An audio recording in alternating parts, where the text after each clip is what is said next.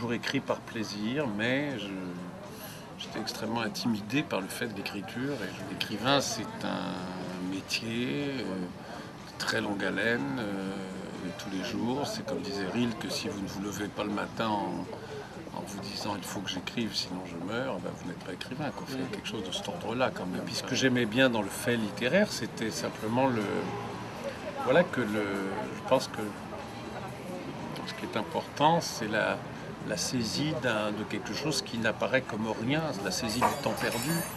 Le temps perdu, comme certains ont dit que c'était du temps retrouvé, que c'était finalement le temps essentiel, ce fameux temps qu'on croit perdre. C'est là où des minuscules détails impriment votre mémoire, on ne sait pas trop pourquoi ça ressort plus loin. Et puis après, il y a comment dirais-je, ce médian comme ça entre le fait, vous et l'autre, qui est l'écriture et qui est le style.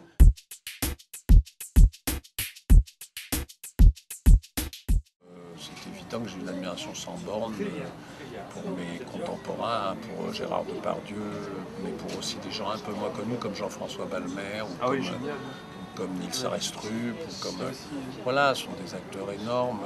Dans une autre mesure, on ne peut pas oublier Lucchini, on ne peut pas oublier les plus vieux comme Claude Rich, comme Michel Bouquet, comme Michael Lonsdal, mais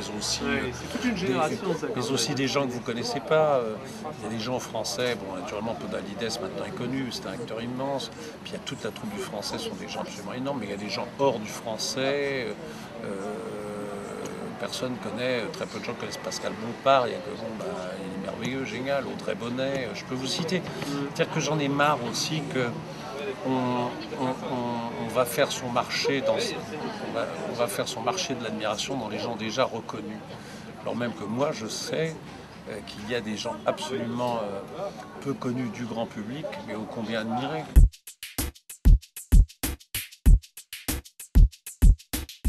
Jacques trouvait que je parlais ou que je me complaisais un peu dans des attitudes de vieux, quoi. Et puis en plus, je faisais toujours les petits vieux. Et ce que vous faites dans le spectacle, remarquablement. Voilà, et Jacques, puis en plus, c'était bourré de tendresse à la vieille, parce que j'étais le vieux sage de la bande, quoi. Alors donc, il m'appelait comme ça, quoi.